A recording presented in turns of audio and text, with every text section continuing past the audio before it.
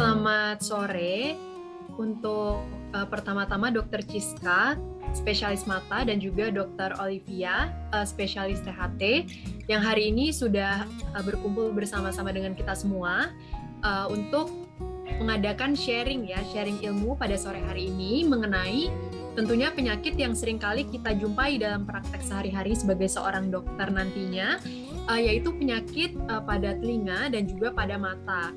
Dan pada kenyataannya terkadang penyakit mata dan juga telinga ini saling berkaitan satu sama lain. Nah, ini merupakan suatu diskusi yang tentunya menarik.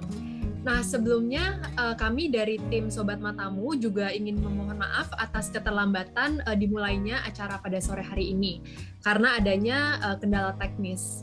Dan kemudian terima kasih juga sebelumnya untuk Dr. Ciska, Dr. Olivia, dan juga teman-teman sekalian pada hari ini menyempatkan waktunya untuk berjumpa bersama-sama di sini untuk kita nanti belajar bersama. Dan kegiatan hari ini adalah bagian dari beberapa serangkaian kegiatan yang kita lakukan dari tim Sobat Matamu. Nah, sebelumnya apa sih Sobat Matamu ini? Mungkin untuk teman-teman yang belum tahu bahwa Sobat Matamu ini adalah akun Instagram resmi dari Departemen Kesehatan Mata dari Fakultas Kedokteran Atmajaya.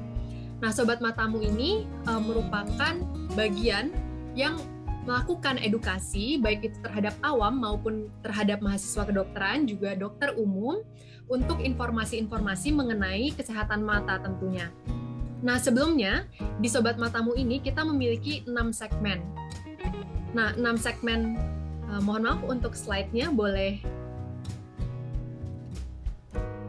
Ya, saat ini kita memiliki 6 segmen seperti yang tampil di layar teman-teman sekalian, yaitu yang pertama basic knowledge. Ini adalah suatu kegiatan di mana kita melakukan edukasi tentunya dari sumber-sumber yang sahih untuk kita memberi suatu informasi mengenai informasi dasar, pengetahuan dasar mengenai kesehatan mata. Kemudian ada juga untuk fitur dari mitos dan juga fakta, karena kita tahu ya saat ini banyak sekali beredar informasi, ada yang salah, ada yang benar di masyarakat mengenai kesehatan mata. Dan pada fitur ini kita akan melakukan verifikasi nih, apakah sebetulnya informasi yang beredar ini salah atau benar gitu. Nah, kemudian ada juga tips dan pencegahan, di mana pada fitur ini kita juga memberikan informasi tentang apa yang sebaiknya dilakukan atau apa yang sebaiknya dihindari dalam rangka menjaga kesehatan mata. Berikutnya, kita juga punya fitur aplikatif journal reading, di mana ini merupakan bahasan mengenai journal reading yang kita akan kupas, kita akan bahas untuk kepentingan praktek sehari-hari sebagai seorang dokter umum ataupun sebagai seorang dokter spesialis. Kemudian ada juga mini case study, di mana ini merupakan pembahasan kasus dari kasus-kasus yang sebenarnya atau nyata kita temukan, kemudian kita angkat karena dianggap menarik dan bisa dipelajari bersama untuk kalangan dokter. Kemudian ada juga acara ngobat. Nah, ini merupakan acara diskusi interaktif seperti yang saat ini kita lakukan. Kita akan berdiskusi, akan belajar bersama mengenai topik-topik tertentu. Nah, untuk Instagramnya, seperti yang teman-teman bisa lihat, ini adalah @sobat.matamu. Bisa teman-teman follow bagi yang belum, atau mengaktifkan notifikasinya seperti ada simbol lonceng di bagian kanan atas, sehingga nanti teman-teman tidak tertinggal informasi yang paling update ataupun pengumuman-pengumuman mengenai acara-acara atau event yang kita akan adakan kemudian hari. Baik, untuk hari ini kita akan membahas penyakit mata dan THT dan apakah ada hubungannya nih di antara penyakit mata dan THT ini. Tentunya akan sangat insightful sekali dari Dr. Ciska dan juga Dr. Olivia. Nah, sebelum kita memulai, saya akan bacakan tata tertib talk show pada sore hari ini. Yang pertama, peserta diharapkan hadir pada tepat waktu, kemudian peserta wajib menggunakan nama yang sesuai dengan nama yang terdaftar pada Google Form teman-teman. Peserta dimohon untuk menonaktifkan video dan juga suara selama talk show ini berlangsung, dan juga dipersilahkan untuk bertanya pada kolom chat dan akan dibacakan oleh saya sendiri selaku moderator pada sesi tanya jawab nanti. Atau bisa juga untuk teman-teman yang ingin bertanya langsung bisa menggunakan fitur raise hand. Kemudian pembicara kita yang pertama, sebelum kita mendengarkan ya, kita akan berkenalan terlebih dahulu. Yang pertama adalah Dr. Ciska Kuswidiati, spesialis mata, Master of Science. Beliau adalah dokter, yang pertama dokter umumnya, lulus dari Fakultas Kedokteran Atmajaya dan menempuh spesialisasi mata dari Fakultas Kedokteran Universitas Gadjah Mada. Kemudian saat ini bekerja aktif sebagai staf pengajar dan juga Kepala Departemen FKIK Unika Atmajaya. Lalu beliau juga tergabung di dalam berbagai organisasi terkait seperti Perdami Jaya dan juga IDI Jakarta Timur. Kemudian untuk pembicara kita yang kedua adalah Dr. Olivia Desiana Santoso, spesialis THTKL, Master of Science. Beliau adalah dokter yang lulus dari Kedokteran Umum Universitas Katolik Atmajaya Jakarta dan melanjutkan pendidikan spesialisasi THT di UGM Yogyakarta. Saat ini beliau adalah seorang dokter yang aktif di Ciputra Medical Center dan juga pernah aktif sebagai staf pengajar dan juga sebagai dokter THT di Atmajaya. Kemudian beliau juga punya beberapa publikasi, beberapa penelitian seperti yang tertera pada layar teman-teman sekalian. Baik, untuk perkenalan pada sore hari ini, kita sudah kenalan dengan Dr. Olivia dan Dr. Ciska. Untuk saat ini kita akan dengarkan untuk paparannya. Untuk waktu dan tempat, kami persilahkan untuk Dr. Ciska dan juga Dr. Olivia. Silakan, Dok. Terima kasih Tania, terima kasih teman-teman dari Sobat Matamu atas sore hari ini yang udah lama ya kita nggak ketemu lagi untuk membahas tentang ilmiah ya, yang tentu bisa bermanfaat untuk praktek kita sehari-hari buat teman-teman semua dan juga untuk knowledge ya. Oke, hari ini kita nggak sendiri tapi ditemenin sama Dr. Olivia. Dr. Olivia adalah sahabat saya. Apakah suara saya terdengar? Halo?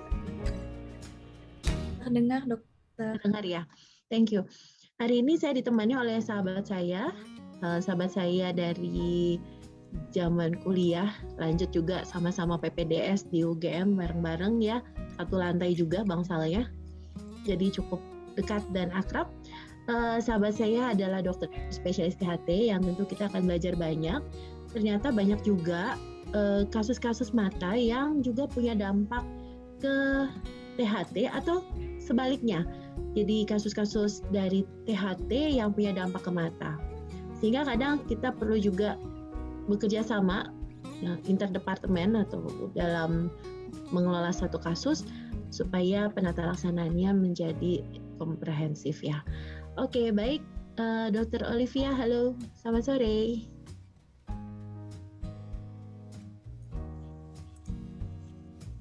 Selamat sore, Dr. Ciska. Hai. Hai, Dr. Ciska. Apa kabar? Baik ya? Baik. Oke, Dr. Olivia, terlebih dulu ingin memaparkan materi ya dok ya, terkait dengan kasus-kasus THT yang punya dampak ke mata ya. Silahkan dok. Oke dok, hari ini saya akan bawakan 3 topik yang berkelainan THT yang berhubungan dengan mata. Ya, 3 topik itu adalah komplikasi rhinosinusitis akut bakteri pada daerah orbita, dan yang kedua adalah rinitis alergi dengan kaitannya dengan mata, dan juga Ramsay-Hunt syndrome. Oke, kita mulai yang pertama kali, yaitu bahan yang paling banyak dulu ya dok. Itu adalah komplikasi orbita pada akut bakterial rhinosinusitis.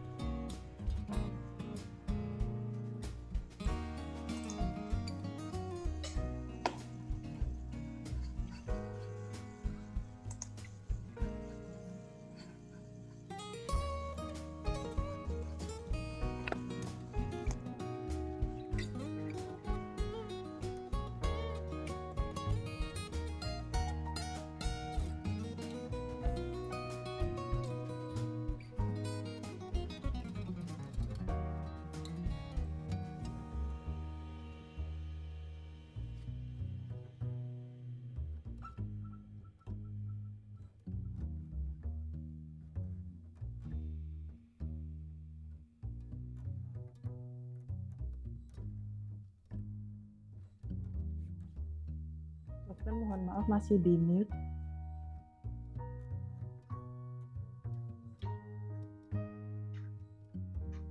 Dokter Olivia masih di mute ya, Dok?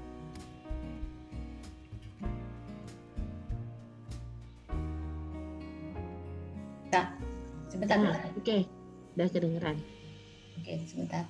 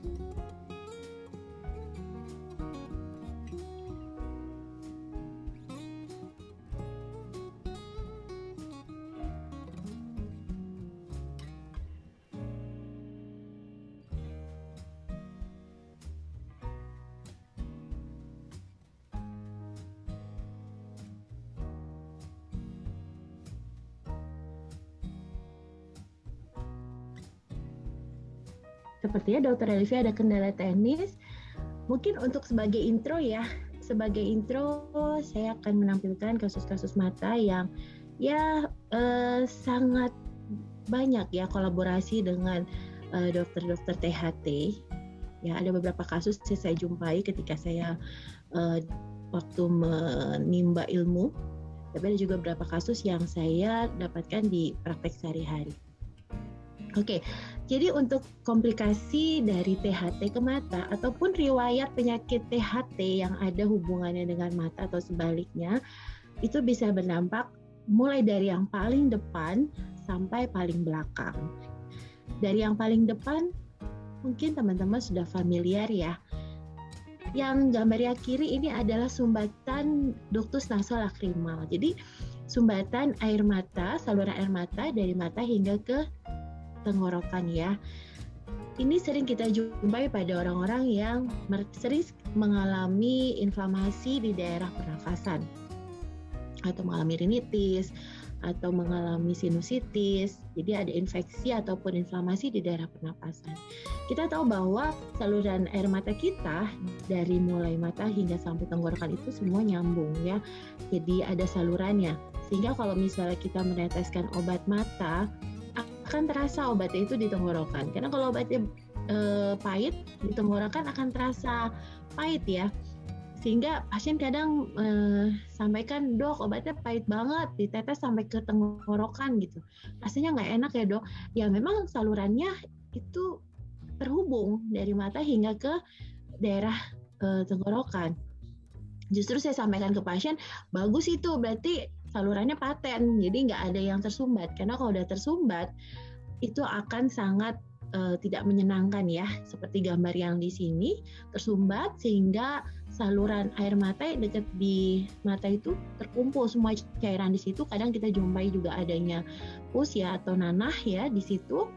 Sehingga akan rasa sakit yang sangat tidak nyaman sekali, sakit, matanya berair terus karena cairan air matanya nggak bisa turun, terkumpul di sini, dan pasiennya rasanya kadang sampai ini ya nggak nyaman, sampai kadang nggak bisa tidur karena sakit daerah sini. Nah ini adalah salah satu contoh komplikasi yang ada kaitannya dengan saluran nafas kita yang sering mengalami inflamasi dan menimbulkan sumbatan saluran yang ada di daerah hidung yang menyebabkan terjadinya terkumpulnya cairan di sini. Lalu yang ini adalah cellulitis orbita. Mungkin nanti Dokter Olivia akan bercerita kasus-kasus yang bisa menyebabkan terjadinya cellulitis orbita. Khasnya, jadi cellulitis orbita itu ada dua ya. Satu hanya sekitar palpebra, yang satu sudah masuk ke dalam jaringan ikat yang ada di mangkok orbita atau mangkok mata. Jadi mata kita kan nggak ngambang di situ ya.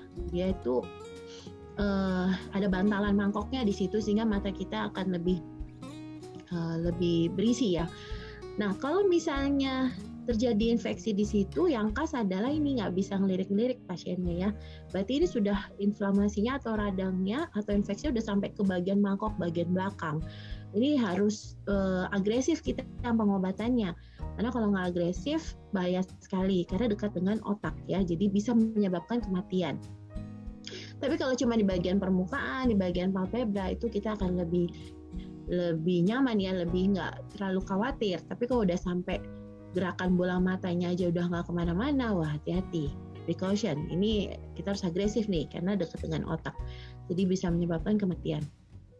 Oke, ini adalah lesi-lesi di bagian permukaan mata kita ya, bisa di konjungtiva. Lihat ini konjungtivanya ini kasus di pasien di poli ya. Jadi konjungtivanya udah ada papil, tanda-tanda alergi. Nah, biasa kalau kita jumpai gini, pertanyaannya gampang sih, sering hidungnya meler-meler ya. Apakah sering asma? Apakah kulitnya sering gatal-gatal? Biasanya pasien, iya dok, saya ada tuh. Kalau pagi tuh saya meler-meler. Biasanya ada paketnya tuh ya, paket hemat 4 nih, isinya paket hematnya. Ada lesi di mata, lesi di tenggorokan, atau lesi di daerah saluran nafas, dan juga ada lesi di kulit. Nah, tinggal kita tanya nih ke pasiennya nih, paketnya dapat yang mana? Ya, ini kalau di mata seperti ini. Jadi gatal sekali matanya, sangat gatal ya. Jadi pasiennya ngeluh matanya gatal, merah, perih, berair gitu ya. Nah, ini kalau kita lihat di bagian korneanya, kita bisa lihat Horner Trantas dot ya. Kita lihat adanya titik-titik dot di sekitar kornea. Ini tanda peradangan infeksi. Sorry, bukan infeksi, tapi ini adalah tanda peradangan yang alergi ya. Cukup diberikan obat menekan alergi ya, atau kita bisa berikan steroid, dia akan hilang sendiri dengan baik ya. Jadi pasiennya benar-benar full recovery. Hanya bisa rekuren. Nah, itu yang perlu kita sampaikan ke pasien, dia bisa rekuren. Jadi kita harus menghindari alergen. Jadi contohnya kalau pasiennya sering kerja di tempat yang memang banyak debunya, tentu nggak bisa ganti kerjaan, tapi kita bisa menambahkan kacamata pelindung ya. Sekarang kita pakai juga nih zamannya COVID nih ya, kacamata Google yang rapat gitu ya sampai ke daerah pipi, pelipis dan seterusnya, sehingga benar-benar tidak ada paparan debu. Beberapa pasien sangat nyaman sekali menggunakan kacamata Google itu ya, karena benar-benar menghindari dari alergen debu ya ketika mereka kerja di lapangan atau kerja di menjahit dan lain sebagainya.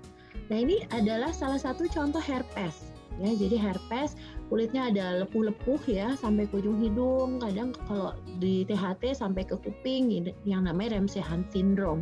Nanti Dr. Olive akan bercerita tentang Ramsay-Hunt syndrome mungkin. Jadi di lesi kulitnya jelas, di lesi telinganya jelas, di matanya ada apa ya? Ya ada ini nih ya. Jadi berbentuk pulau seperti ini. Pulau ini adalah yang harusnya jernih kayak begini ya, mulus ya. Ya kita abaikanlah lesi yang ada di pinggir. Kita lihat yang di tengah, harusnya mulus, jernih, mengkilat. Kok sekarang jadi begini ya? Ini kita menggunakan fluorescent dan kita lihat ternyata di sini ada defeknya. Jadi ada cerowaknya ya. Jadi pada kasus herpes zoster atau cacar ya, kita bisa jumpai ada tanda seperti ini. Pasiennya sih nggak kesakitan ya, hanya penglihatannya kabur, rasanya nggak nyaman untuk matanya. Oke, ini adalah kasus yang lebih dalam lagi, tadi di permukaan mata, sekarang agak lebih dalam, ini adalah kasus di uvea. Nah, di uvea kita bisa jumpai adanya uveitis ya. Mungkin ada kaitannya juga dengan infeksi. Jadi infeksi di area sinus, di area saluran pernapasan ya. Ini kasus yang saya jumpai di poli. Jadi kalau ada kasus uveitis atau peradangan di dalam mata, kita lihat pupilnya nggak bulat ya. Harusnya pupil bulat gitu ya, atau manik bulat. Ini bentuknya irregular ya, bentuknya kayak bunga. Nah, kalau seperti ini kita tuh seperti kayak apa ya? Kayak investigator. Kita mencari penyebabnya, mulai dari ujung rambut sampai ujung kaki. Apakah ini proses autoimun, apakah ini ada infeksi di gigi, infeksi di saluran napas, dan lain sebagainya. Bisa juga sinusitis. Jadi benar-benar kita cari, bahkan infeksi di paru-paru pun kita sampai cari demikian. Obatnya sama aja sih, steroid. Cuman kalau ada underlying disease, tentu kita nggak bisa mengabaikan. Kita harus menuntaskan penyebab penyakit dasarnya sehingga kita harus memberikan terapi. Tidak jarang kita kolaborasi dengan teman-teman di THT untuk pelacakan underlying disease. Oke, ini bagian belakang ya. Bagian belakang bisa terjadi apa sih? Ini adalah seorang pasien usia 33 tahun yang kadang udah nggak lihat. Yang kirinya penglihatan cuma 3 meter gitu. Kalau kita lihat sih sarafnya baik-baik aja, dan THT, teman sini agak pucat.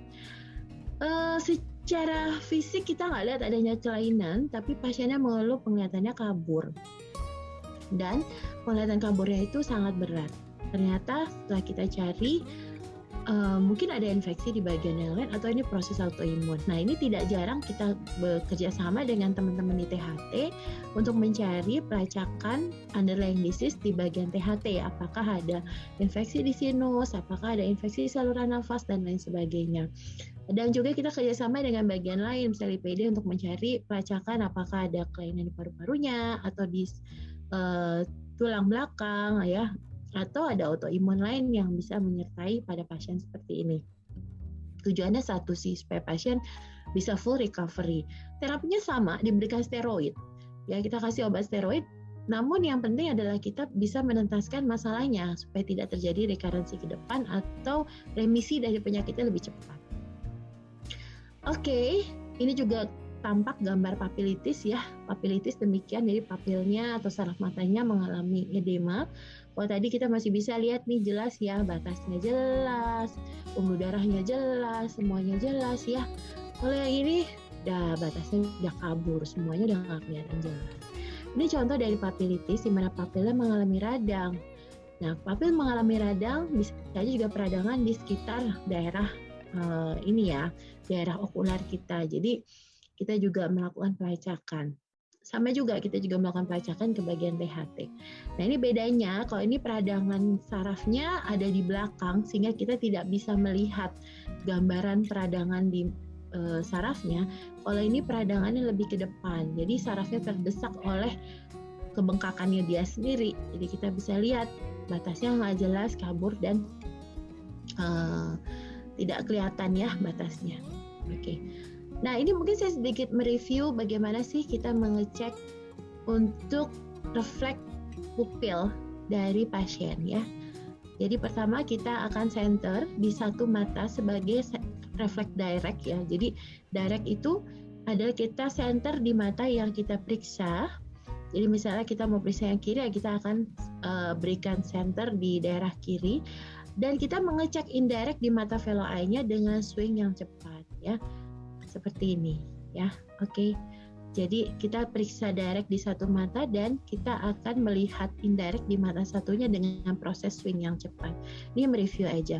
Pada kasus-kasus dengan kelainan saraf kita akan jumpai adanya RAPD atau relative afferent pupillary defect. Jadi mata yang sakit dengan visus yang jelek, kita lihat waktu kita center langsung ke matanya yang sakit itu tidak ada respon pupil yang adekuat atau tidak ada respon pupil yang baik. Tapi begitu kita center matanya yang satunya dan kita lihat misalnya yang kanan yang sakit ya, kita center mata kanan mungkin refleksnya sangat minimal. Begitu kita center mata kirinya dengan meninjau mata kanannya, refleks di mata kanannya sangat responsif. Jadi jauh lebih kecil dibandingkan directnya. Itu yang disebut dengan relative afferent pupillary defect, dan itu khas untuk pasien-pasien dengan kelainan saraf. Oke, baik, itu tadi intro dari saya untuk kasus-kasus mata yang sering kita bekerja sama dengan teman-teman di THT untuk memberikan tata laksana yang komprehensif ya. Selain kita ingin remisi dari penyakitnya lebih cepat, yang kedua kita juga ingin supaya jangan recurrent, karena kasus-kasus seperti ini bisa recurrent ke depan. Atau mungkin jangan sampai overlapping untuk pengobatannya. Jadi kita mencari satu obat yang bisa menuntaskan penyakit ini sampai baik itu untuk matanya maupun untuk kelainan di bagian saluran nafasnya. Oke, mungkin Dr. Olivia sudah bisa untuk presentasinya. Silakan, Dok. Oke, Dokter Ika, saya akan share screen.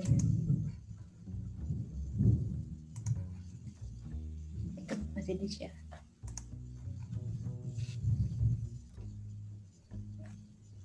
Cika, tolong di cross dulu dong.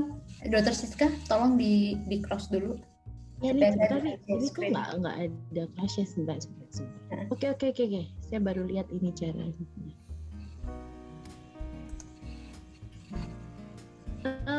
Stop share. Oke, silakan dok. Oke, terima kasih. Bukan. Satunya ada 3.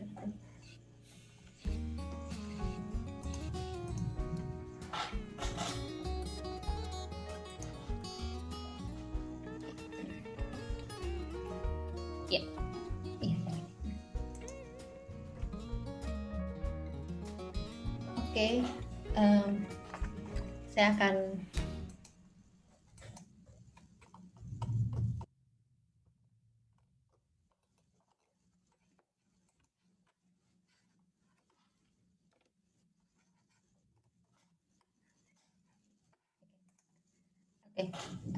saya akan membawakan komplikasi akut bakterial rhinosinusitis pada orbita.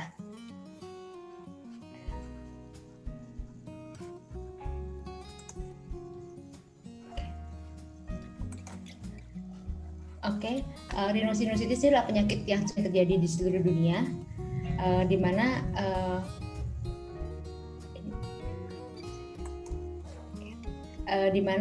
dalam setahun bisa 6-15% dan biasanya self-limiting disease. Akut rhinosinusitis ini pada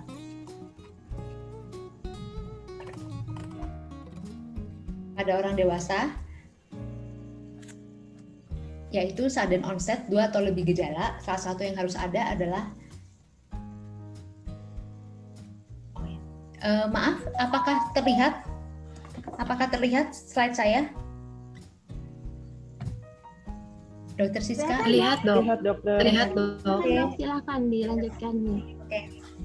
Jadi akut rhinosinusitis ini pada orang dewasa, yaitu salah satu gejalanya yang harus ada adalah nasal blockage, nasal obstruksi, atau nasal discharge, ada tidaknya facial pain, ada tidaknya anosmia atau hyposmia, dan berlangsung kurang dari 12 minggu.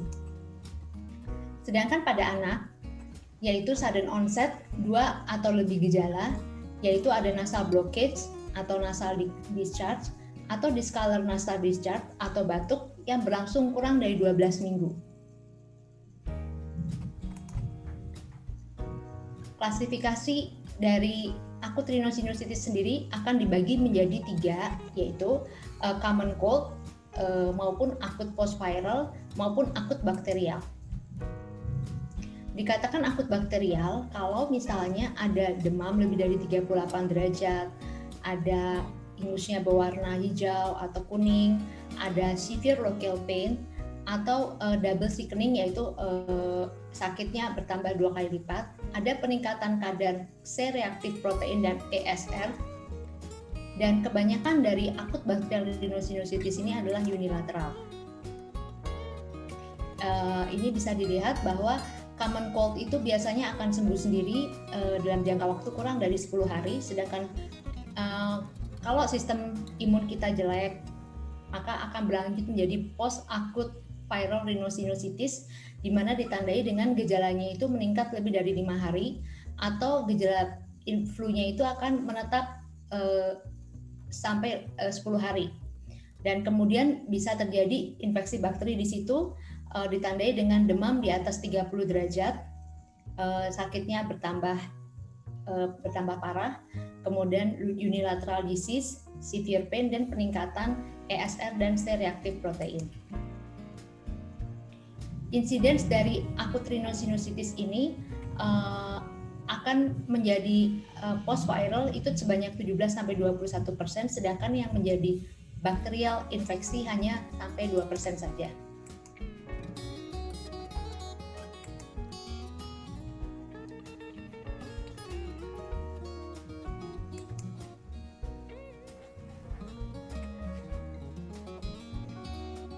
Oke, ini adalah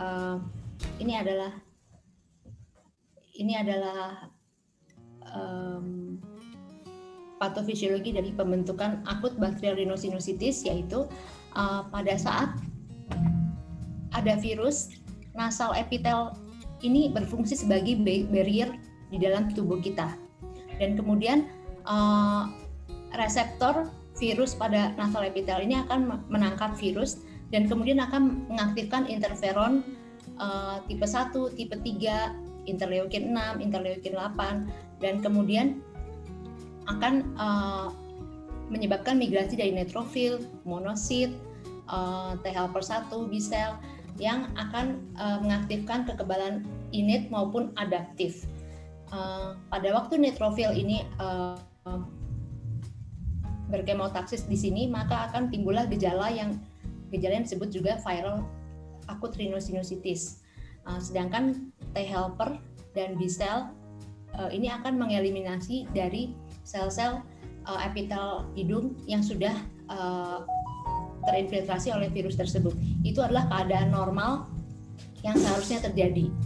Tetapi pada saat apabila ada kerusakan dari epitel atau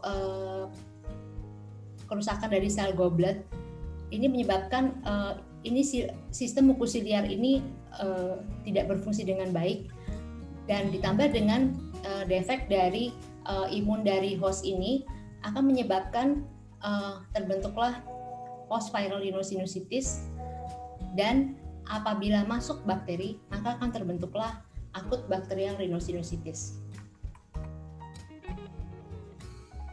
Post-viral rhinosinusitis bukan merupakan indikator akan terjadinya infeksi bakteri, karena hanya sebagian kecil pasien dengan akut rhinosinusitis yang akan menjadi akut bakterial rhinosinusitis.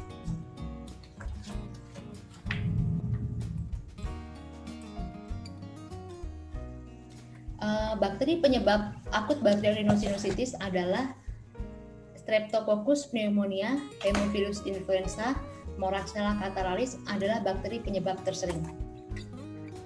Pada pemeriksaan klinis kita akan dapati adanya edema mukosa, adanya inflamasi hidung, adanya purulent nasal discharge, kadang-kadang ada atau tidaknya polip atau struktur yang abnormal.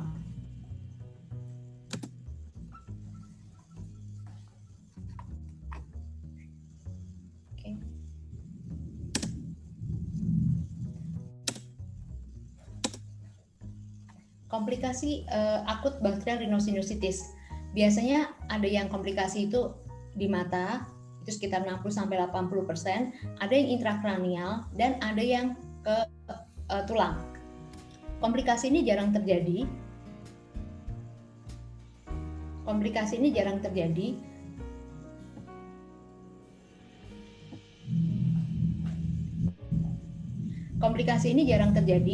Dan berpotensi mengancam jiwa. Komplikasi di orbita itu meliputi preseptal cellulitis, orbital cellulitis, superiosteal, dan intraorbital abses.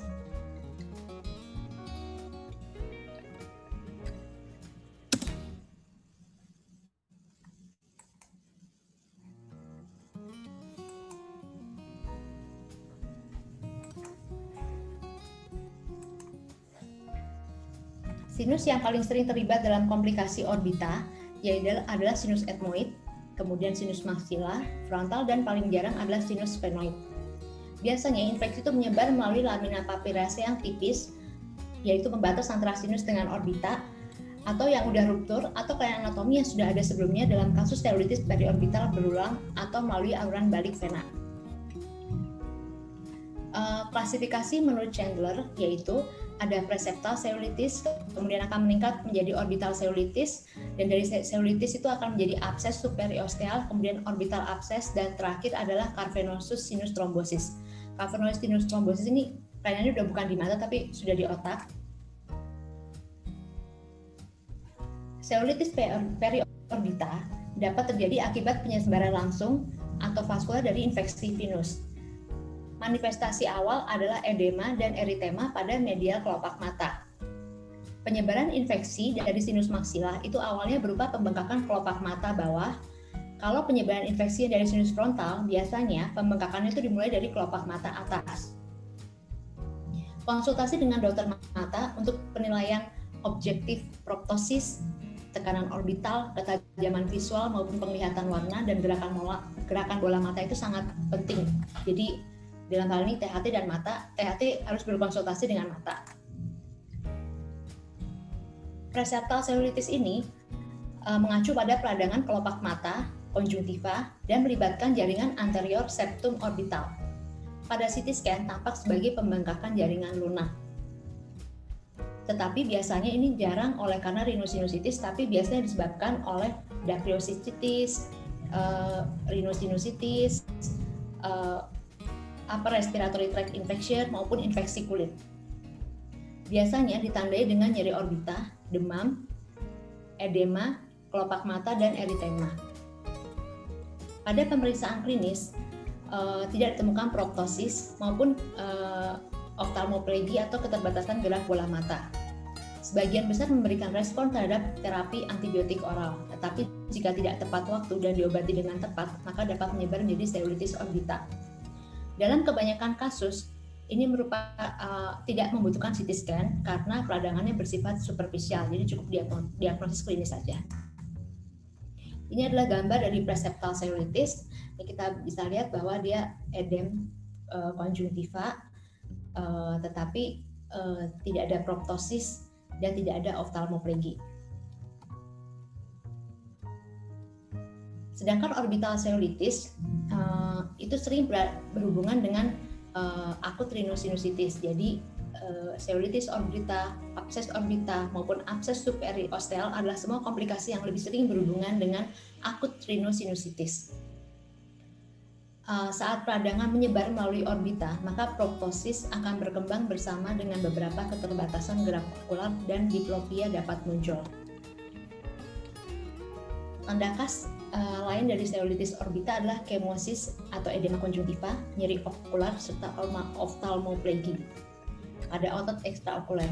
Pada cellulitis orbita ini memerlukan terapi yang segera dan agresif dengan antibiotik intravena dan harus dirujuk untuk CT scan sinus dengan kontras untuk membedakan apakah dia sudah terbentuk abses atau belum. Karena tata laksananya akan beda.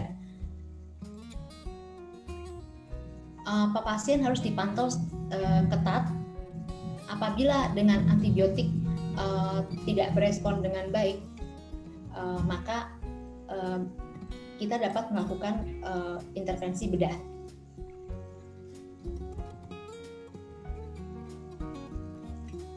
Ketiga komplikasi yaitu orbital cellulitis maupun abses superiosteal dan abses orbita menyebabkan proptosis dan pergerakan bola mata terbatas. Jika ditemukannya abses pada CT scan dan gejala semakin progresif setelah terapi awal antibiotik IV, maka indikasi eksplorasi dan drainase itu kita lakukan. Pemeriksaan oftalmologi ulang tajam penglihatan harus dilakukan dan intravena antibiotik dapat diubah menjadi oral kalau pasien itu demamnya negatif setelah 48 jam dengan gejala dan tanda oftalmologis itu membaik.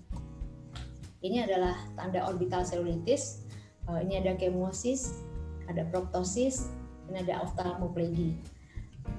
Biasanya saat ini kita kalau pasiennya memburuk, kita akan langsung mengerjakan drainase. Indikasi bedah pada komplikasi orbital acute bakteri rhinosinusitis yaitu adanya abses pada CT scan, penurunan tajam penglihatan atau color vision, mempengaruhi refleks pupil afren, perburukan perbaikan di bidang mata, dan perburukan pada KU, misalnya demam, infeksi, ataupun gejala menetap meskipun sudah IV antibiotik. Abses superiosteal terbentuk di antara periorbita dan sinus dan terletak di luar otot okular atau ekstrakonal. Gambaran klinisnya edema, eritema, kemosis, proptosis kelopak mata, keterbatasan motilitas okular, dan ketajaman visual menurun. Mayoritas kasus dengan demamnya tinggi, kemudian ada peningkatan jumlah leukosit serta left shift atau peningkatan jumlah leukosit dalam daerah perifer terutama neutrofil. Kalau abses orbita, biasanya absesnya itu dalam ruang yang dibatasi oleh otot okuler dan bola mata atau intrakonal. Umumnya disebabkan oleh keterlambatan diagnosis, terapi antimikroba yang tidak tepat, imunosupresi, dan frekuensinya 1,5% sampai 14% dalam studi komplikasi orbital pediatrik. CT scan sinus dengan kontras dapat membantu untuk membedakan antara seulitis maupun abses orbital maupun superiosteal. Dalam kasus abses superiosteal, CT menunjukkan edema otot rectus medial, lateralisasi periorbita, dan pergerakan bola mata ke arah inferolateral. Pada kasus CT scan yang menunjukkan obliterasi pada extraocular muscle otot ekstraokuler maupun saraf optikus oleh abses, maka ini petunjuk bahwa seulitis orbita telah berkembang menjadi abses intraorbital. Dalam hal ini kadang-kadang mungkin ada udara di orbita karena adanya bakteri anaerob. Akurasi diagnosis pemeriksaan klinis saja itu sudah 80% untuk abses orbital dan meningkat menjadi 90% dengan CT scan. MRI mungkin berguna jika setelah CT scan diagnosis masih diragukan atau ketika kita curiga itu komplikasi sudah sampai di intrakranial. Seorang dokter mata harus memeriksa ketajaman penglihatan dari tahap awal penyakit. Karena penting banget kalau misalnya dari orbital seulitis atau seulitis preseptal itu kemudian dia turun, mau nggak mau kita harus melakukan tindakan bedah. Selain itu kita harus melakukan terapi antimikroba IV yang harus mencakup patogen aerob dan anaerob. Pedoman saat ini seulitis preseptal dan orbital harus diobati dengan antibiotik, sementara abses superiosteal dan intraorbital memerlukan terapi bedah yang harus mencakup tidak hanya drainase abses, tetapi juga sinus paranasal. Seulitis diharapkan dapat membaik dengan terapi antimikroba yang tepat, sementara drainase adalah terapi utama untuk abses apapun. Ini adalah gambar, ini adalah abses superiosteal, di mana ini belum, ini adalah otot rectus medial, di mana ini absesnya masih belum nyampe ke orbita, jadi dia masih di luar, di mana dia masih di luar dari otot rectus medial. Tetapi kita bisa lihat ada pergeseran lateral ke arah lateral dari otot rectus medial, dan kita lihat ada proptosis. Ini juga kita lihat absesnya masih superiosteal, belum ke orbita. Ini juga sama, abses superiosteal ini belum nyampe ke orbita, tapi kita melihat bahwa ada pendesakan otot rectus medial ke lateral, dan ini ada proptosis. Ini ada seulitis preseptal di sini. Pada pedoman merekomendasikan pendekatan endoskopi untuk membuka lamina paparacea dan drainase abses setelah complete epidektomi. Pendekatan eksternal untuk abses orbital lateral dan medial atau orbitomi lateral dan medial juga dapat digunakan jika perlu. Kebutaan dapat terjadi akibat oklusi arteri retina.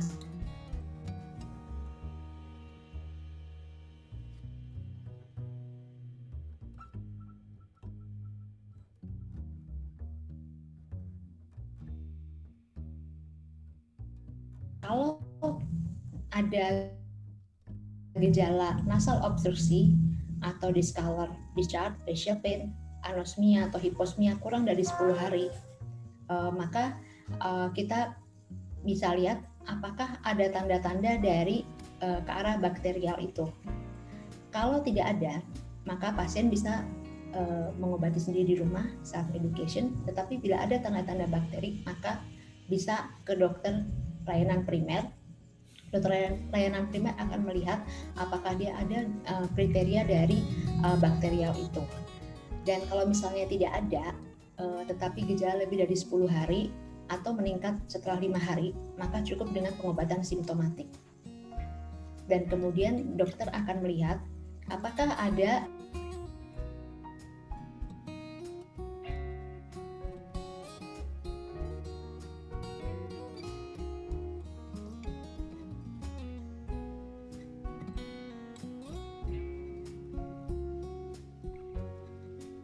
mohon maaf, Dr. Olive.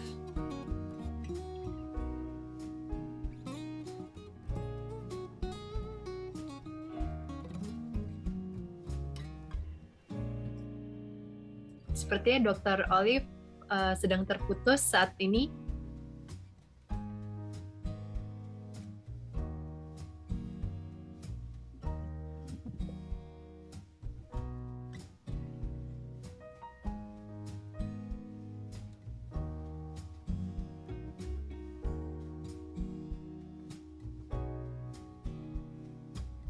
Iya dok, Oke, Dokter Alif terputus Dr. ya? Olive sedang terputus ya dok sepertinya. Oke.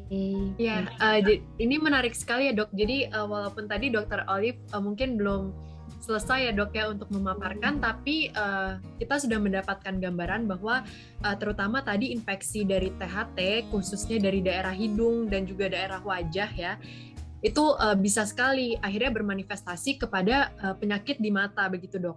Yang nggak tanggung-tanggung itu bisa menyebabkan bahkan kehilangan penglihatan, atau kalau misalnya infeksi tersebut sampai ke intrakranial bahkan menyebabkan kematian begitu ya dok ya. Iya. Nah kalau tadi itu kan mungkin Dr. Olivia itu lebih menjelaskan lebih ke arah infeksi dari hidung itu bisa naik ke mata. Nah tapi kemudian apakah ada dok kasusnya mungkin dokter pernah bertemu kalau infeksi yang dari mata justru kemudian mempengaruhi sistem THT, atau memang kebanyakan THT dulu baru ke mata dok? Ya, jadi memang lesi-lesi di mata tuh paling banyak sih dari THT ke mata ya, karena di mata sendiri jarang sekali ada infeksi lalu perluasan ke THT, terutama kalau infeksi ya. Tapi kalau tumor bisa tuh dari mata dia ke THT itu bisa. Hanya karena ada lesi di mata kita jadi wondering apakah dia juga punya lesi di bagian THT, contohnya kayak konjungtivitis alergi ya. Jadi matanya mengalami peradangan karena alergi. Biasanya kita tanyain tuh paket-paketnya ya, tadi saya sampaikan paketnya. Apakah ada rinitis alergi ataupun ada yang lain. Tidak jarang kita jumpai juga kasus yang tadi ya, yang cellulitis orbita itu kadang tidak hanya infeksi saja. Saya pernah menjumpai kasus yang sangat berat, jadi tumor nasofaring, tumor nasofaring tumor ya. Jadi karsinoma nasofaring yang dia menyebabkan terjadinya cellulitis orbita. Jadi kita nggak menemukan adanya infeksi, hanya cellulitis orbita, dan sudah sampai ke endoftalmitis juga ya. Jadi panoftalmitis lebih tepatnya, sehingga menimbulkan adanya gejala yang sangat berat. Ya memang secara sistemik juga berat. Ini Dr. Olive udah join nih. Dr. Olive mungkin sudah bisa bergabung lagi ya. Ya maaf, aduh beneran ya, maaf ya, ini kendala banget. Ya nggak apa-apa, soalnya memang cuacanya lagi jelek sekali nih ya, lagi hujan, anginnya kencang, badai. Mungkin signalnya jadinya hilang. Timbul, nggak apa-apa dok. Oke. Tadi sampai mana ya Dokter Siska? Sampai mana dok? Silakan dok, pokoknya take your time. Ya, silakan. Tadi kita sempat ngobrol-ngobrol juga nih sama Dokter Tania, mungkin mewakili dari peserta, membahas tentang cellulitis orbita. Silakan dok. Silahkan lanjut dok. Dokter Olivia apa Dokter Tania? Silahkan Dokter Olivia. Mungkin untuk di share screen lagi dok. Ya, Dokter Olivia silahkan. Oke.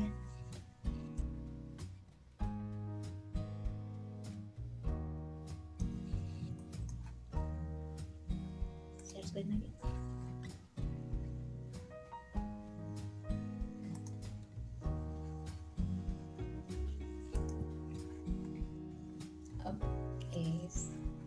Oke, saya akan bahas tentang rinitis alergi. Suara saya kedengaran, Dokter Siska, Dokter Tania? Terdengar perfect dok, kedengeran. Gambarnya juga kelihatan perfect. Silakan dok. Oke. Saya akan mulai dengan rinitis alergi dulu. Nanti akan saya ulang yang itu sekilas tentang foto-fotonya aja tentang cellulitis alergi. Cellulitis orbita, sorry.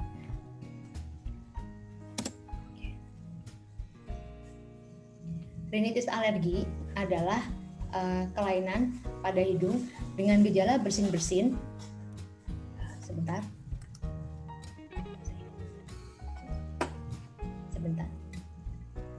Ya, okay. Rinitis alergi adalah kelainan pada hidung dengan gejala bersin-bersin, rhinore, rasa gatal, dan tersumbat setelah mukosa hidung terpapar alergen yang diperantarai oleh IgE. Biasanya usia rata-rata pada rinitis alergi ini adalah 9 dan 11 tahun. Patofisiologi dari rinitis alergi ini jadi apabila ada alergen kemudian berikatan dengan APC di sini, maka akan APC ini akan membentuk MHC kelas 2. MHC kelas 2 ini akan dipresentasikan di T helper 0 dan kemudian APC ini akan mengeluarkan interleukin 1. Interleukin 1 ini akan menyebabkan T helper 1 membelah menjadi T helper 2 dan T helper 1. Nah, T helper 2 ini akan mengaktifkan dari sel B limfosit setelah mengeluarkan interleukin 4 dan 13. Kemudian sel B ini akan mengaktifkan IgE dan IgE ini akan ditangkap pada reseptor dari sel mast dan ini disebut sensitisasi. Apabila ada alergen yang sama masuk ke dalam mukosa hidung, maka sel mast ini akan mengeluarkan mendegradasi, akan pecah dan mengeluarkan mediator-mediator dari histamin ini. Nah, ini adalah reaksi fase cepat pada alergi. Selain itu juga ada fase lambat di mana sel mast ini akan terus mengeluarkan eosinofil, basofil. Itu puncaknya pada 2 sampai 3 hari dan itu dinamakan reaksi alergi fase lambat, di mana akan keluar leukotriene, EOP, histamin juga. Nah, ini akan menyebabkan hipersekresi daripada hidung. Klasifikasi rinitis alergi ini berdasarkan area, yaitu ada intermittent, ada persistent, ada mild, ada moderate severe. Jadi dikatakan intermittent, mild, intermittent dikatakan intermittent kalau gejalanya itu kurang dari 4 hari dalam 1 minggu atau lebih dari 4 minggu dalam setahun. Dikatakan intermittent yaitu kalau kurang dari 4 hari dalam seminggu atau kurang dari 4 minggu dalam setahun.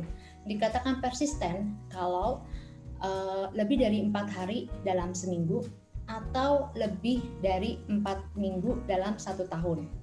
Kriteria mild itu kalau gejalanya itu tidak mempengaruhi aktivitas kita sehari-hari maupun aktivitas pekerjaan, sekolah, dan gejala itu tidak mengganggu. Tetapi dikatakan moderate severe kalau memang gejala itu mengganggu dan mengakibatkan gangguan tidur, gangguan pada pekerjaan kita, sekolah kita. Jadi berdasarkan area itu ada 4 klasifikasi, yaitu mild intermittent, moderate severe intermittent, maupun mild persistent, maupun moderate severe persistent. Diagnosis bandingnya banyak, yaitu ada occupational rhinitis, hormonal rhinitis biasa karena kehamilan, atau drug induced rhinitis yang terpenting itu biasa rhinitis medikamentosa, itu karena pemakaian berkepanjangan dari topical vasokonstriktor. Itu menyebabkan pasiennya justru malah jadi hidungnya mampet terus karena dibutuhkan dosis yang lebih tinggi lagi. Oleh karena itu pemakaian dari topical vasokonstriktor nasal spray itu dibatasin hanya untuk 3-5 hari.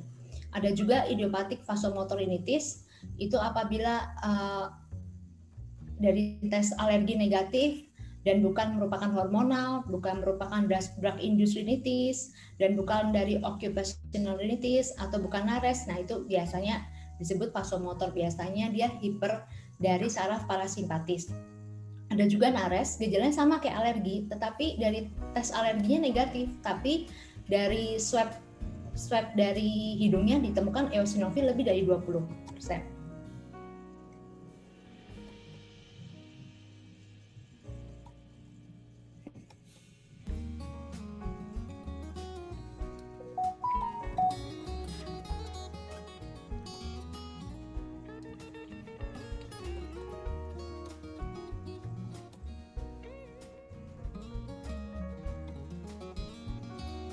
Oke, pada anamnesis gejala rinitis alergi ini ditandai dengan bersin, gatal, rhinore, hidung tersumbat. Selain itu gejala pada mata biasanya ada iritasi konjungtiva, juga ada epifora dan juga ada gatal pada palatal.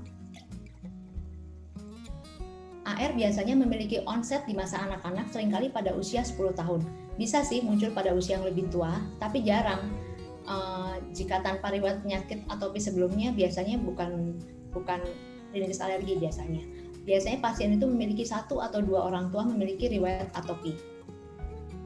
Pada pemeriksaan fisik kita bisa lihat bahwa terdapat injeksi konjungtiva atau eritema, ada penggelapan kulit di bawah mata, juga ada garis Denny karena spasme otot Muller, ada alergi salut, ada alergi kris, dan juga kalau pada pemeriksaan rinoskopi anteriornya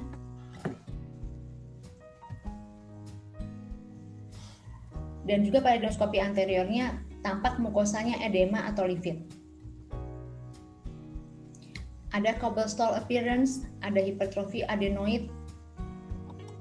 Nah, ini adalah gambar salah satu dari gambar rinitis alergi. Ada konjungtivitis, ada konjungtival edema. Ini ada Denny Morgan lens. Ini pada pasien alergi. Ada allergic shiner. Ini gelap. Kemudian ada pasien suka menggaruk-garuk, allergic salut menjadi allergic kris. Dan kemudian ini ada cobblestone appearance, ini kayak batu-batu gitu. Oke. Tes alergi, ada skin test. Nah, ini biasa kita tusukin di epidermis kulit pasien. Biasanya nanti kita ukur ada indurasi dan eritema pada pasien alergi. Ada juga intradermal. Jadi kita suntikan alergen itu, tetapi nggak di epidermis, lebih dalam lagi di dermis. Nah, kita lihat ada wheelingnya, ini ada benjolan di sini.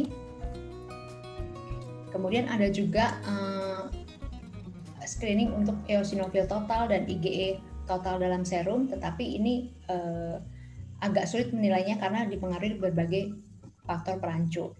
Yang paling objektif dan sensitivitas dan spesifitasnya paling bagus adalah tes TRUST. Itu adalah alergen yang sudah diketahui pasien dicurigai sensitif pasien itu terhadap alergen itu, maka kita campurkan dengan serum pasien yang sudah tersensitisasi dari alergen itu. Nah, nanti kita lihat ikatannya ada berapa. Di situ nanti kita nilai. Ini yang biasanya kita lakukan.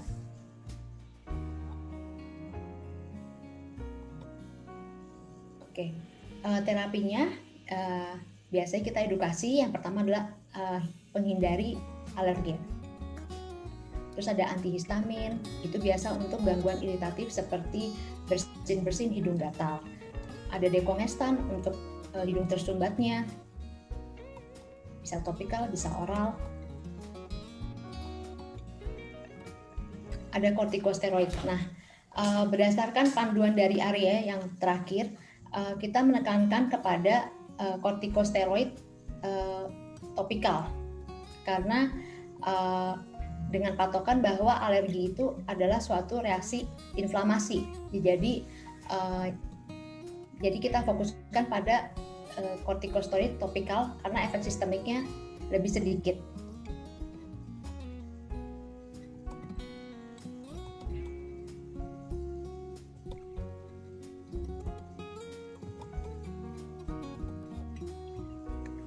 Ada juga imunoterapi, jadi pasien itu akan diberikan zat alergen itu dalam jumlah yang sedikit, kemudian bulan depan dia datang lagi, dosisnya kita tingkatkan lagi sampai terbentuk pasien itu respon pasien terhadap alergen itu tidak ada. Jadi supaya kita dapatkan pasien itu responnya menurun terhadap alergen yang dia sensitif.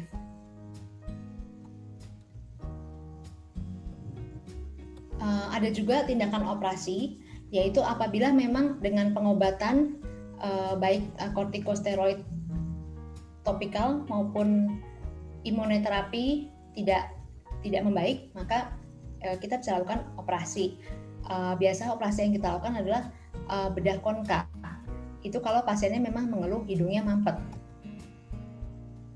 Nah, pedoman penata laksana rinitis alergi berdasarkan ARIA itu adalah pada yang mild intermittent, maka cukup kita berikan antihistamin oral saja. Tetapi bila gejalanya hidung tersumbat, maka bisa kita berikan dekongestan. Dan kemudian untuk moderate, sisanya ini moderate severe, intermittent, mild persistent, severe persistent, itu kita coba dengan intranasal corticosteroid. Kalau pasiennya gejalanya tidak membaik, maka kita tambahkan antihistamin oral. Apabila tidak membaik, maka kita bisa ganti dengan corticosteroid sistemik oral atau imunoterapi. Oke, saya mulai dengan saya akan ganti topik dengan herpes zoster.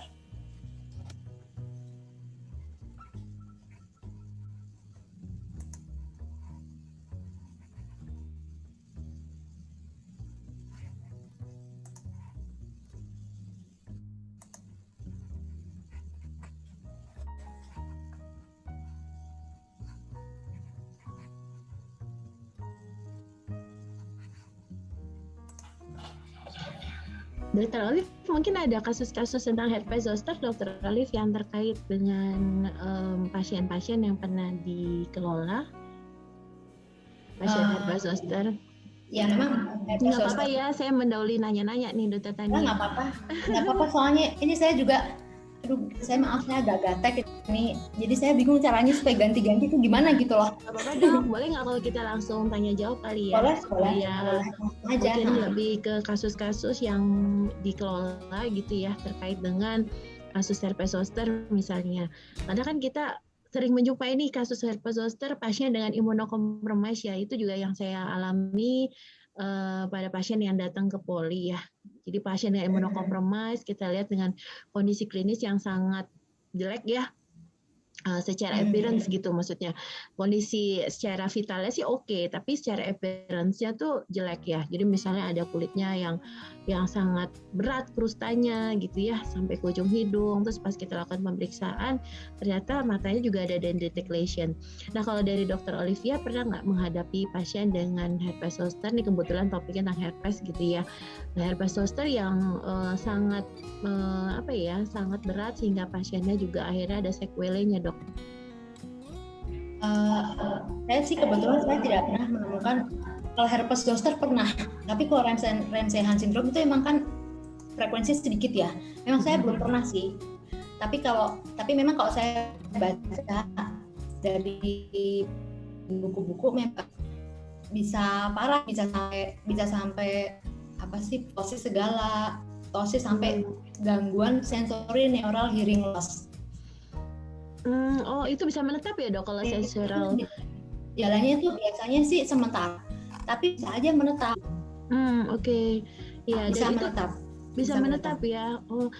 Oh iya, jadi sangat bahaya sekali ya, Dok ya. Supaya tidak menetap seperti itu, apakah ada penanganan agresif di awal, Dok, supaya jangan sampai ada sequelae? Kan kalau kita tahu bahwa sudah hearing loss, vision loss itu kan jadinya jadi disable ya. Jadi pasiennya udah mengalami kecacatan gitu. Gimana nih supaya kita bisa prevention di awal? Mungkin dari terapi, Dok, tips and triknya gitu. Ya. Jadi memang herpes zoster sebenarnya tadinya kelainan telinga luar ya, Dok ya. Dan memang biasanya kan ada lesi nih di pipi, tapi unilateral ya, di liang telinga segala nyampe gitu. Tapi jarang sih yang sampai mempengaruhi dari nervus facialisnya. Jadi begitu pasien kalau kita temukan dia langsung ada ptosis, terus ada vesikel seperti ini, terus dia menunjukkan parasis facialis, ya mau nggak mau kita harus berikan terapinya berupa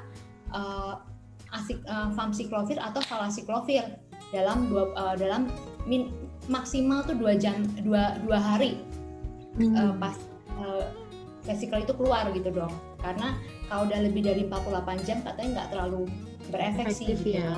Ya, tapi juga sama kalau ya. memang sudah terbentuk Ramsay-Hunt syndrome ya mau nggak mau kita harus pakai kortikosteroid juga gitu. Iya. Kortikosteroid kira-kira kapan dimulai, Dok? Karena kan kita ingat bahwa kondisi dia aja sudah kondisi yang sebetulnya imunokompromis ya. Jadi emang ada penurunan imun gitu. Jadi steroid kita masukkan setelah berapa hari asiklovir atau bisa berbarengan, Dok? Bisa berbarengan dengan antivirusnya. Kalau udah Ramsay-Hunt syndrome udah pasti masuk antivirus gitu. Oke. Jadi bisa bareng ya, Dok ya. Bisa Jadi bareng. nggak perlu nunggu loading asiklovir gitu terus baru masuk. Oke. Ya. Gitu. Ya, memang efeknya berat ya.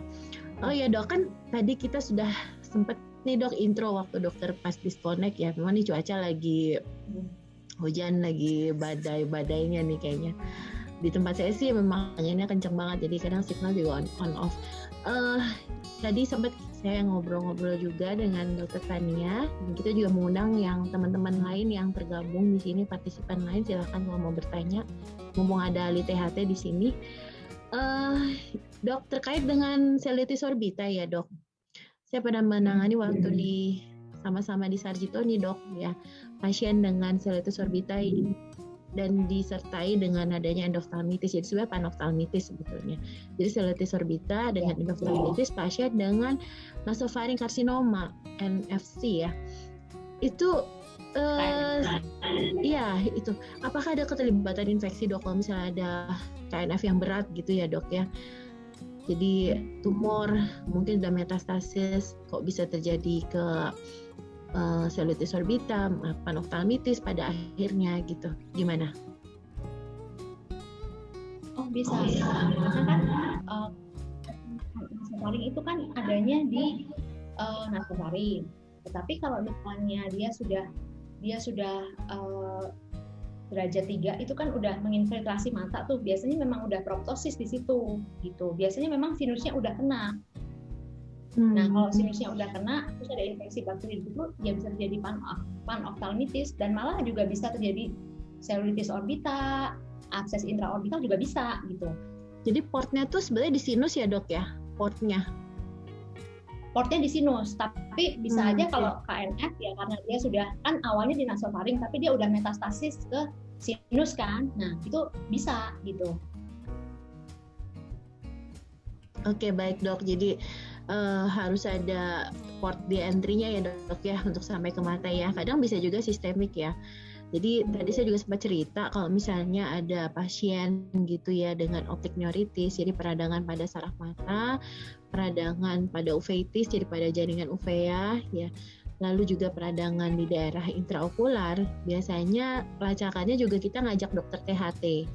Karena tidak jarang kasus-kasus itu justru masalahnya lokal, di daerah lokal itu tuh yang bermasalah. Termasuk juga kita konsultasi ke gigi, konsultasi ke THT gitu, untuk mencari underlying disease-nya ya, Dok. Ya, sebenarnya deket banget ya, Dok, mata sama THT itu. Iya. Kadang deket banget kasus-kasus karena kan itu antara orbital ke orbital. Ya, antara rongga orbital dengan sinus itu kan cuma dipisahin sama lamina papiracea kan, itu tuh tipis banget gitu. Iya. Ada masuk dari situ gitu. Makanya kebiasaan yang jebol kan dari etmoid. Jadi biasanya komplikasi sinusitis kalau ke mata itu biasanya paling banyak berasal dari etmoid. Karena cuma dilapisin sama lamina papiracea itu tipis sekali memang tulangnya itu. Iya. Dan kalau udah sampai ke mata, biasanya kita juga takut ke otak, Dok. Iya. Khawatirnya bisa ke otak. Jadi memang agak agresif nih kalau udah sampai ke cellulitis orbita. Waduh, ini kayak udah harus tanda-tanda agresif di pengobatannya. Langsung intravena untuk antibiotik, dan termasuk antibiotiknya kita kerjasama ya, Dok ya. Antibiotik yang biasa dipakai termasuk anaerob juga ya, Dok. Kita masukkan ya anaerob. Ya. Jadi kita kerjasama nih pengobatannya. Biasanya kalau udah sampai intraorbital abscess itu harus yang mencakup anaerob udah. Karena kebanyakan yang anaerob. Biasanya apa, Dok? Antibiotik anaerob yang biasa dipakai, Dok? yang masih sensitif ya, karena itu terkait juga dengan infeksi lokal di daerah saluran. Kita sih bisa pakai metronidazol ya dok, masih metro gitu. Atau kalau kasus-kasusnya udah kita kultur juga kan, kalau misalnya dari hasil kulturnya nggak mempan metro, ya biasanya kita ganti yang mempan gitu, yang sensitif, mungkin imipenem, meropenem gitu sih dok. No, yang benar-benar broad spectrum ya dok, udah sampai tahap situ ya? Iya, betul. Iya. Endingnya soalnya bisa sepsis ya. Iya. Kalau udah sepsis lebih berat lagi gitu. Iya benar. Iya, betul. Oke, ini kayak udah ada pertanyaan, dokter Tania silakan dok. Ya baik, terima kasih untuk Dokter Olivia untuk pemaparannya dok. Nah, ini tadi berkaitan juga mungkin ya dengan kanker nasofaring atau tumor di nasofaring yang kebetulan Dokter Ciska sempat singgung dan tadi Dokter Olivia sempat memaparkan juga dok. Jadi di sini ada pertanyaan dok bahwa apakah adanya massa di daerah hidung itu dapat mempengaruhi saraf optik sehingga menyebabkan gangguan penglihatan. Kalau yang tadi itu kan di nasofaring ya dok ya, mungkin bisa dijelaskan lagi nih dok, apakah ada nih gangguan-gangguan semacam ini, dan seandainya betul memang bisa atau memang ada kelainan semacam itu, mungkin untuk dokter Ciska kira-kira ini tuh kalau ada bagaimana sih terapinya dan apakah penglihatan ini bisa pulih sebetulnya? Begitu dok, mungkin dari dokter Olivia dulu dok untuk menjelaskan dok yang tadi massa di daerah hidung yang bisa bermanifestasi kepada mata dok. Massa di daerah hidung berarti kronis ya, bukan cairan berarti ya, massa ya, berarti suatu kekronisan ya. Oke. Kalau massa itu pasti bisa, kalau untuk sampai oftalmoplegi gitu ya, atau penurunan visus itu pasti bisa banget gitu, karena kan kalau masalahnya ganas itu kan pasti akan membesar dan terus-menerus membesar kan. Nah di daerah di sekitar sinus itu kan memang dekat sama mata gitu, hidung itu kan dekat sekali sama mata. Nah kalau misalnya seperti yang tadi saya bilang, yang paling sering menyebar ke mata itu adalah massa dari etmoid ataupun sinusitis dari etmoid, karena memang dindingnya tipis sekali gitu. Dan pada waktu dia kena di mata itu kan di sebelahnya itu ada rectus medialis kan, rectus medialis. Nah itu pasti akan menyebabkan gangguan pergerakan bola mata, dan di situ ada saraf 3, 4, 6 itu kan menyebabkan itu saraf-saraf yang mempengaruhi mata kan. Mungkin dokter Siska lebih bisa menjelaskan. Nah itu udah pasti penglihatan pasien terganggu, dan sering sekali memang karsinoma nasofaring itu kalau udah tahap akhir gitu memang proptosis dijumpai gitu, karena memang massanya udah menyebar ke mata gitu. Atau karsinoma di daerah kafum nasi, massa kafum nasi itu juga sering sampai ke mata, terutama massa pada daerah etmoid. Itu sih.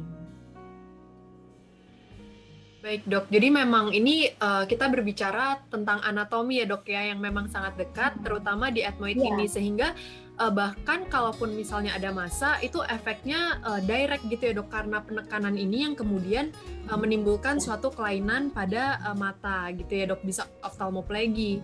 Mungkin sekarang untuk dokter Ciska nih dok, nah kalau misalnya kita menemukan kasus seperti ini, itu kira-kira prognosisnya atau kemungkinan bisa kembalinya ini kira-kira bagaimana ya dok? Apakah mungkin bisa orang ini bisa fungsinya ini kembali lagi begitu dok?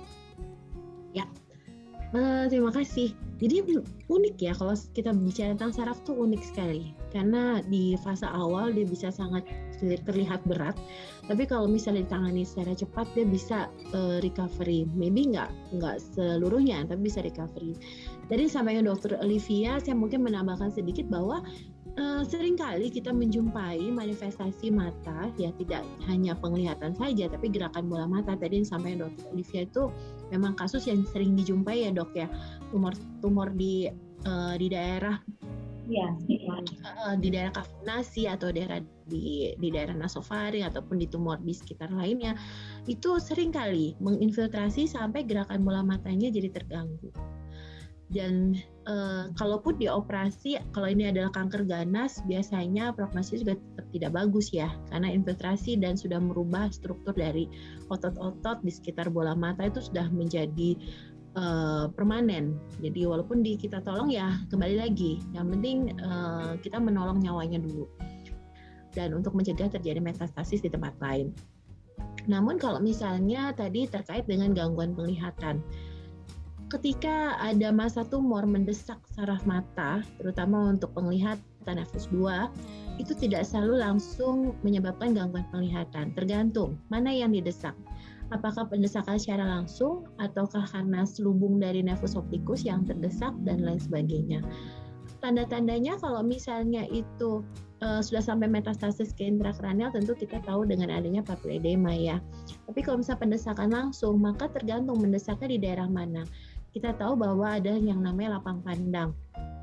Lapang pandang mulai dari nefus optikus, kiasma, traktus, sampai ke oksipital. Nah, ini lapang pandang secara keseluruhan. Biasanya kalau pendesakan bisa di nefus optikus ya. Biasanya sih di prekiasma ya. Jadi emang ada gangguan penglihatan secara langsung. Nah, kalau ada gangguan penglihatan secara langsung, itu kita akan lihat kalau misalnya ini sudah berlangsung lama, tidak ada yang pasti ya kalau saraf itu ya, tergantung dari kemampuan dia untuk bertahan. Jadi kalau misalnya berlangsungnya tidak lama, kemungkinan bisa recovery. Ya ada defek sedikit ya, kita tidak tahu sejauh mana bisa skotoma sentral, perifer dan lain sebagainya. Tapi kalau misalnya berlangsungnya cukup lama, maka kebutaannya bisa permanen. Karena kita tahu bahwa nefus optikus itu adalah penonjolan dari otak. Jadi sama itu glianya.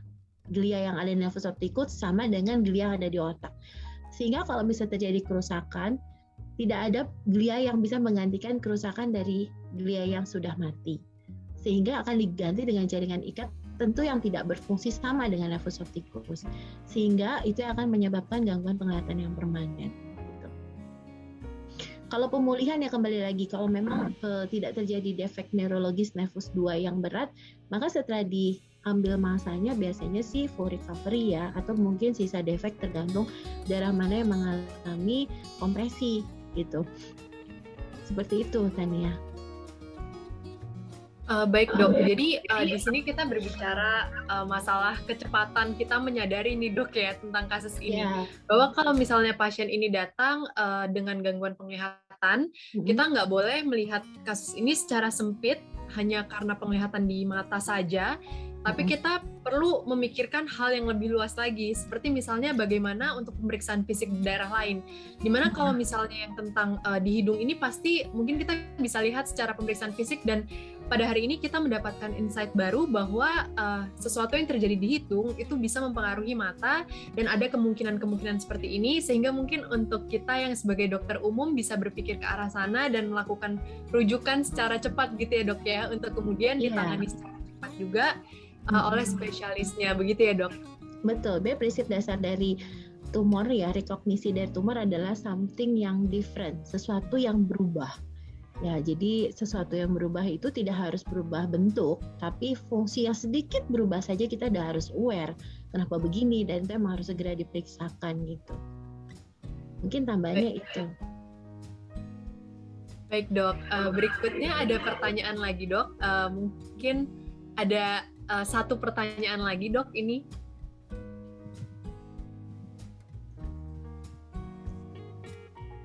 Mungkin boleh ditampilkan pertanyaan yang sudah masuk. Oke, next slide kali ya.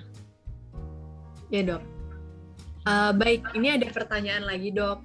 Baik, selamat sore dokter. Sebelumnya terima kasih dok untuk penjelasannya. Izin bertanya, jadi pernah dok ada satu peserta kita mendapatkan kasus anak usia 6 bulan dengan nistagmus dok. Nah, kira-kira sebagai dokter umum di FKTP atau di puskesmas begitu dok, apa yang kita bisa lakukan? Lalu untuk rujukannya ini sebaiknya dikonsultasikan kemana? Terima kasih dok. Ini pertanyaan dari dokter Stevi dok.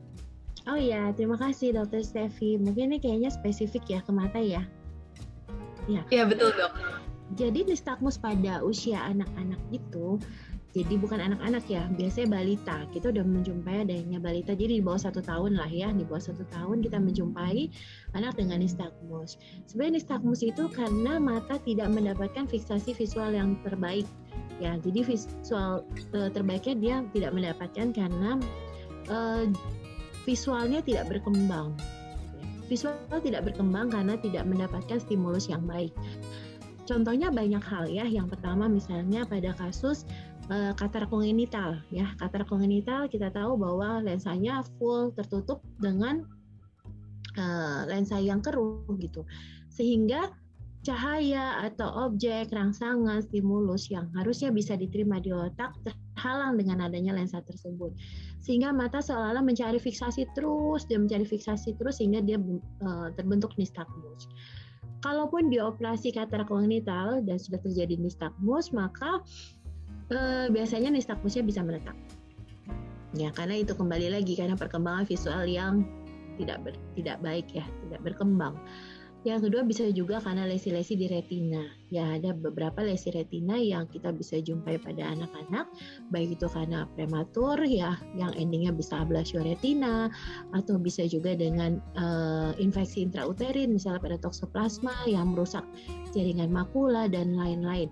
Sehingga pada prinsipnya nistagmus dapat terjadi di usia 6 bulan, di bawah usia 1 tahun.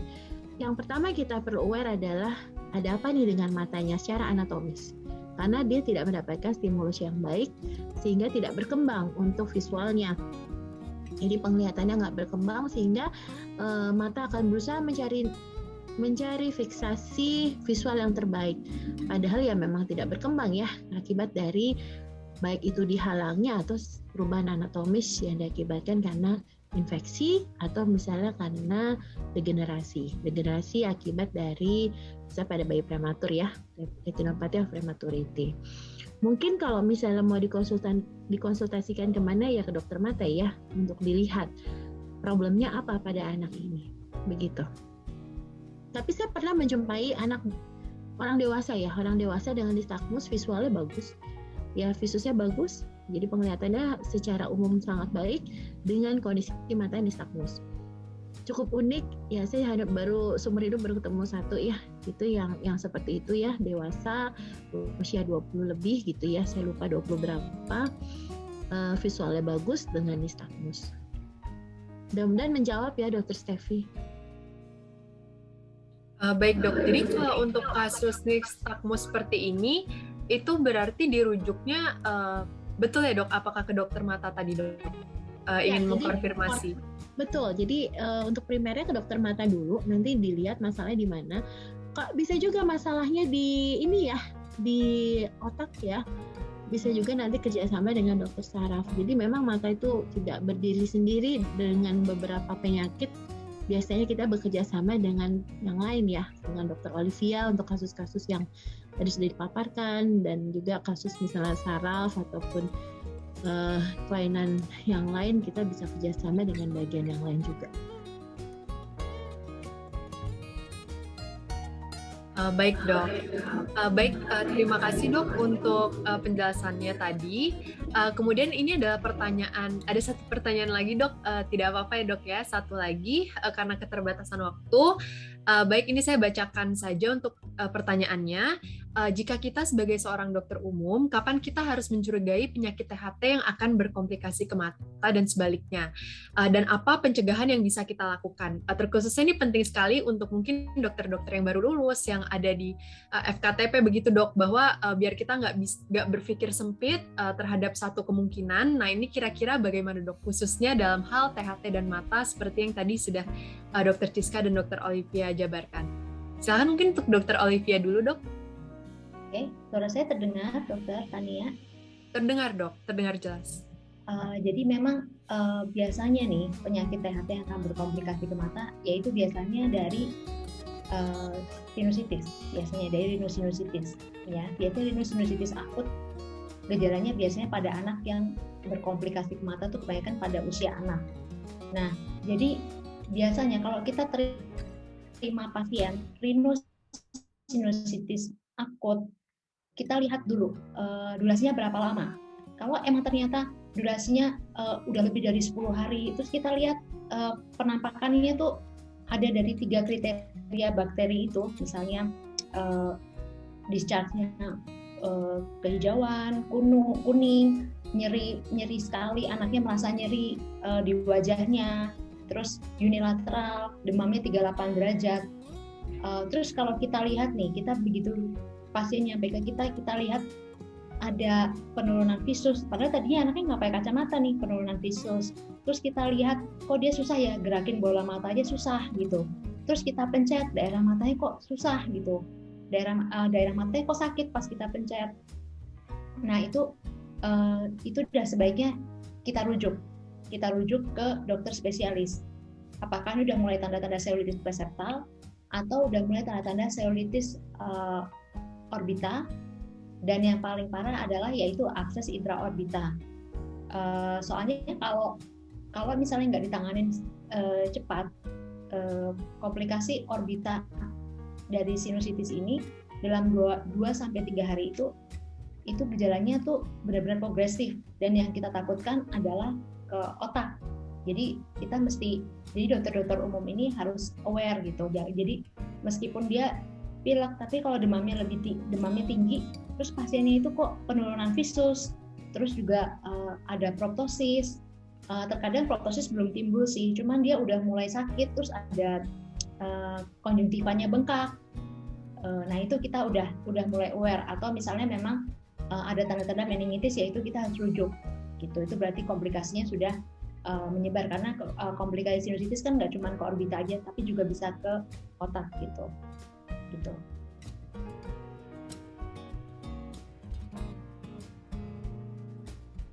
Ya baik, mungkin terima kasih Dokter Olivia untuk feedbacknya, untuk masukannya. Mungkin kalau dari Dokter Ciska ada Dok tambahan? Ya, terima kasih. Jadi kita kembali lagi, komplikasi udah sampai mana nih ya gitu ya. Tadi sempat saya paparkan bahwa komplikasi bisa dari bagian segmen mata anterior sampai ke segmen mata posterior. Mulai dari dacryocystitis ya. Dacryocystitis penanganan pelaksanaannya biasanya kita akan bor, tulangnya dibor ya. Kita akan membuat saluran baru.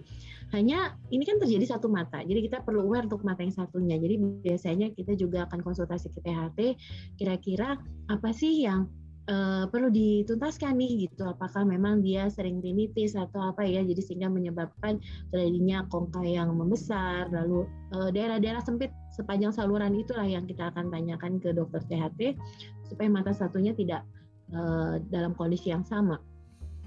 Lalu yang berikutnya untuk yang lain ya, seperti tadi selulitis orbita dokter Elvia udah sampaikan ya, memang penting banget karena ini nggak cuma mengancam penglihatan, juga sampai mengancam jiwa. Jadi memang agresif kita pengobatannya. Dan untuk pencegahannya adalah kalau memang kita khawatir ini adalah suatu hal yang infeksi, tentu penata laksanaan infeksi yang tepat dan cepat ya. Jadi supaya jangan sampai infeksi ini akan berkelanjutan untuk menyebabkan gangguan di organ-organ yang lain. Lalu yang berikutnya bisa juga sampai ke posterior ya. Sampai ke posterior misalnya ke nervus opticus, atau sebelumnya kita ke anteriornya sebentar, misalnya ke uveitis gitu ya, misalnya ke uveitis bisa sampai ke nervus opticus. Nah tentu ini yang kita memang mencari pelacakan yang komprehensif.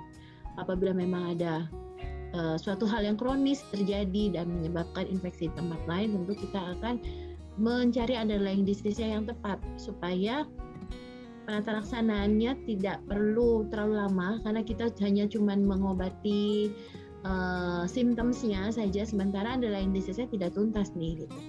Lalu atau yang kedua, kita akan memberikan pengobatan secara komprehensif ya. Dan yang ketiga tentu kita tidak ingin recurrent. Ya udah membaik, loh mulai lagi gitu. Yaitu recurrent, termasuk juga misalnya pada kasus konjungtivitis ya. Kelihatannya sederhana, tapi itu kadang menyebabkan orang merasa tidak nyaman dalam pekerjaan sehari-hari. Mungkin saya sedikit curcol nih. Saya ini adalah konjungtivitis alergi. Konjungtivitis vernalis ya. Waktu saya masih SMA, rasanya tidak nyaman sekali. Ya, sangat tidak nyaman karena kalau dikucek tuh sampai bunyi ya, ceplok gitu. Karena memang sekretnya sangat lengket sekali. dan habis itu matanya perih dan untuk melihat menjadi lebih sulit. Nah, ini menjadi tidak nyaman. Jadi mulai dari gangguan yang ringan yaitu ketidaknyamanan sampai gangguan yang berat bisa kehilangan nyawa ya. Nah, itu yang perlu kita harus aware gitu sebagai dokter, terutama di teman-teman yang ada di daerah ya, menjadi tombak utama karena mungkin rujukan jauh atau nggak ada tempat rujukan. Ya, memang yang paling penting adalah kita memberikan terapi sangat dini. Jadi awareness-nya dari mulai sangat dini supaya jangan sampai komplikasi ke yang lain-lain. Begitu, Dok. Ya baik, terima kasih banyak Dr. Ciska untuk masukannya dan Dr. Olivia. Baik, hari ini saya rasa kita belajar banyak sekali, khususnya insight tentang bagaimana gangguan pada mata bisa menyebabkan gangguan juga di THT dan begitu juga sebaliknya. Dan itu hal yang penting karena sebagai seorang dokter umum, terutama di daerah yang terpencil ataupun di fasilitas yang terbatas, kita harus bisa setidaknya menyadari. Jadi di awal kita menyadari, kemudian kita bisa merujuk. Sehingga seperti yang tadi Dr. Ciska katakan juga, kita bisa memberikan tata laksana yang tepat, komprehensif, dan juga tidak menunda-nunda, sehingga nanti prognosisnya bisa lebih baik untuk pasien kita. Baik, terima kasih banyak untuk Dr. Ciska, Dr. Olivia untuk waktunya pada sore hari ini, maaf. Juga untuk teman-teman yang masih bersedia untuk berdiskusi bersama sampai sore hari ini dan juga memberikan pertanyaan-pertanyaannya. Nah, sebelum kita mengakhiri, mungkin kita akan foto bersama dulu. Untuk teman-teman yang bisa menyalakan kamera, mungkin bisa untuk dinyalakan kameranya. Kita akan foto bersama. Mungkin dari tim bisa ada yang membantu ya. Untuk foto, saya akan pandu. Baik. Baik. 1, 2, 3. Oh, sebentar, masih ada yang menyalakan kamera mungkin.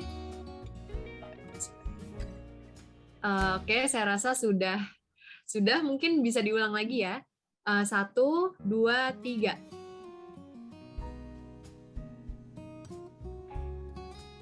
Baik, sekali lagi.